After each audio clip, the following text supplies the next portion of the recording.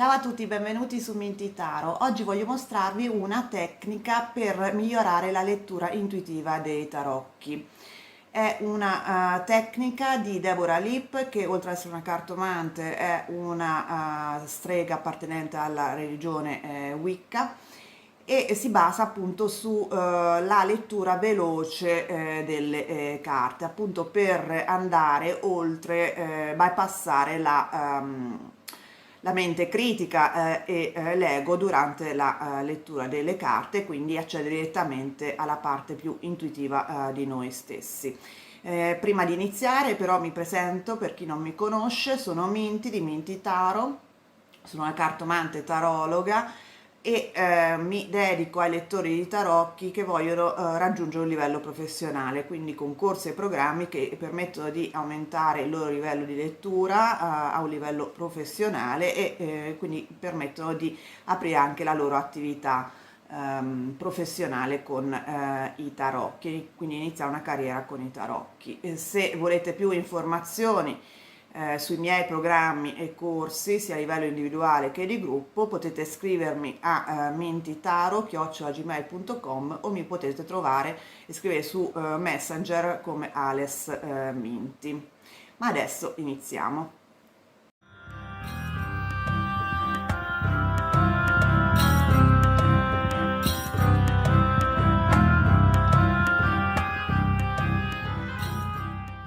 Come dicevo, questa è una tecnica che si basa appunto sulla velocità. Quindi, per evitare di andare un po' troppo con la testa fra le nuvole, sentirsi un attimino, come dire, troppo leggeri, un po' fuori fase, subito dopo questo esercizio è bene iniziare innanzitutto con una tecnica di grounding and centering, ovvero di radicamento e centratura. Vi lascio qui in alto un link dove potete appunto trovare un video dove spiego come fare questo tipo di radicamento e centratura. Dopodiché potete fare dei respiri profondi per scaricare tutta la tensione e rilassare il vostro corpo, e quindi potete iniziare. Poniamo che avete il vostro consultante davanti a voi, potete anche farlo per voi stessi questo esercizio ovviamente, però se lo fate per qualcun altro è meglio, perché appunto imparate a non imbarazzarvi a farlo davanti a anche altre persone appunto. E posta la domanda, per esempio in questo caso abbiamo la signorina Flaminia che vuole sapere come andrà il suo lavoro nei prossimi 3 mesi. Mischiamo le carte,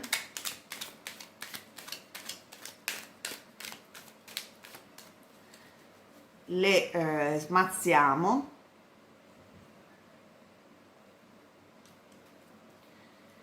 e prendiamo la prima del mazzo e la descriviamo. La prima cosa che ci salta in mente nel momento in cui iniziamo ad esitare, a fare insomma, cerchiamo di pensare, la lasciamo da parte e ne prendiamo subito un'altra e così via, fino a che non arriviamo a una carta che secondo noi conclude la lettura, conclude il discorso.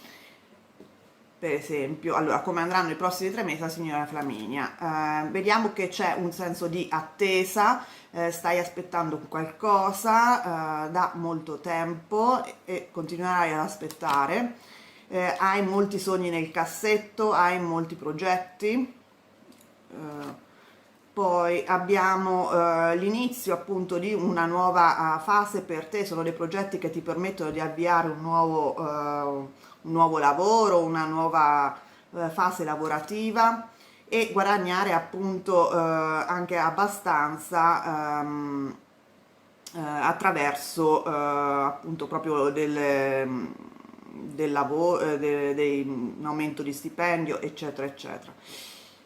A me personalmente questa pare, che è il 10 di denari, anche una carta abbastanza conclusiva. Vediamo se ce n'è un'altra e infatti questa riaprirebbe il discorso, per cui che è il 6 di spade la tengo da parte e finisco qui. Quindi cosa abbiamo avuto? 4 carte. Fatto questo discorso, vedete che è una lettura molto veloce, potete anche appunto allinearle e dare un'ulteriore aggiunta attraverso la vostra una rapida visione delle carte che avete estratto. Quindi abbiamo il 7 di denari, il 7 di coppe, il paggio di denari e il 10 di denari. Quindi sì, confermo che effettivamente sembra un'opportunità che gli permette di investire su se stessa, che sta aspettando da tempo, che apre molti sogni, che apre una nuova fase della sua vita proprio a livello anche di progetto lavorativo, e che le permetterà di accumulare esperienza, ricchezze, risorse che l'aiuteranno appunto nella sua attività lavorativa.